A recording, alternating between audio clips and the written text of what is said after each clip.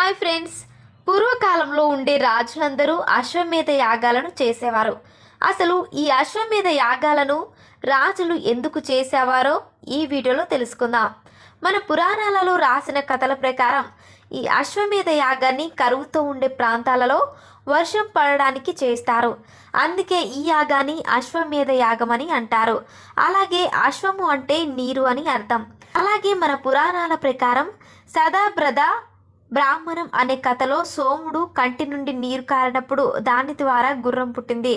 అలాగే కన్నిటి నుండి పుట్టింది కాబట్టి దానిని అశ్వం అని అన్నారు. అందుకే ఈ కథ ప్రకారం అశ్వం అంటే నీరు అని అంటారు.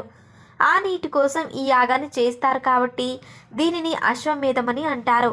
పూర్వకాలంలో వర్షాలు కురవక కరువు వచ్చినప్పుడు కొన్ని రకాల యాగాలను చేసి రాజులు వర్షాలను ఆ యాగాల ద్వారా కురిపించేవారు. అలాగే ఈ యాగాలు ఎన్ని చేసినా సరే వర్షం కురవకపోతే అప్పుడు ఈ అశ్వమేధ యాగాన్ని చేసేవారు. అలాగే అశ్వమేధ యాగం చేయడానికి ముందుగా ఒక మేలుజాతి గుర్రాన్ని తీసుకునేవారు.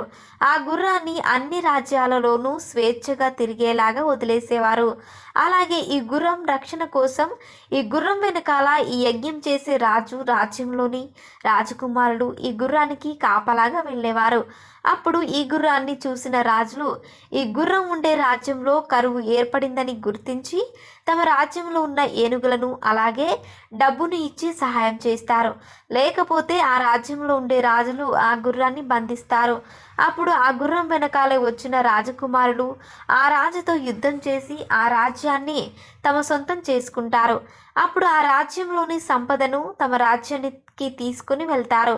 అలాగే ఆ గుర్రం మొత్తం రాజ్యాలను తిరిగి సంపదతో తిరిగి తన రాజ్యానికి వస్తుంది. అప్పుడు ఆ రాజ్యంలోని రాజు దేవతలను తృప్తిపరచడానికి యజ్ఞం చేస్తాడు. ఆ యజ్ఞంలో ఆ గుర్రాన్ని బలిచ్చే ముందు ఆ రాజు అతని భార్య మరో 3 ఆడగుర్రాలు తెచ్చి ఆ గుర్రంతో సంభోగం చేయిస్తారు. ఆ తర్వాత ఆ యజ్ఞంలో ఈ గుర్రాన్ని బలి ఇచ్చి ఈ గుర్రం యొక్క మాంసాన్ని ఆ యజ్ఞంలో వేసి దేవతలకు ఆహ్వానం చేస్తారు. అలాగే ఈ గుర్రంతో పాటు ఆ ఊరిలో ఉన్న మిగతా జంతువులను కూడా ఈ యజ్ఞంలో బలిస్తారు. ఆ తర్వాత ఈ రాజ్యంలో వర్షం పడాలని అలాగే ఈ అశ్వమేధ యాగం చేసే రాజుగారికి మగ సంతానం కలిగి తమ రాజ్యం సుఖ సంతోషాలతో ఉండాలని మంత్రాలు పట్టించి బ్రాహ్మణులు యజ్ఞాన్ని పూర్తి చేస్తారు. అలాగే నీటిపారుదలకు కావలసిన అన్ని రకాల పరికరాలను కూడా ఈ యజ్ఞంలోనే తయారు చేస్తారు. అలాగే ఆ తర్వాత ఈ రాజ్యంలో భూమిలో ఉన్న నీటిని త్రవ్వి బయటకు తీయడం అలాగే ఆ నీటిని నదులలోకి వెళ్ళేలాగా చేయడం చేస్తారు. అంతేకాకుండా ఆ రాజ్యంలో అనేక చెరువులను మరియు కాలవలను తవ్వుతారు. ఈ విధంగా అశ్వం అనే నీరుని సాధించడం కోసం పూర్వకాలంలో రాజులు అశ్వమేధ యాగాన్ని చేసేవారు. సో ఫ్రెండ్స్, చూసారుగా అశ్వమేధ యాగాన్ని ఎందుకు చేస్తారో తెలుసుకున్నారు. ఇలాంటి మరిన్ని విషయాలు మీరు తెలుసుకోవాలనుకుంటే వెంటనే మా ఛానల్ని సబ్స్క్రైబ్ చేసుకోండి.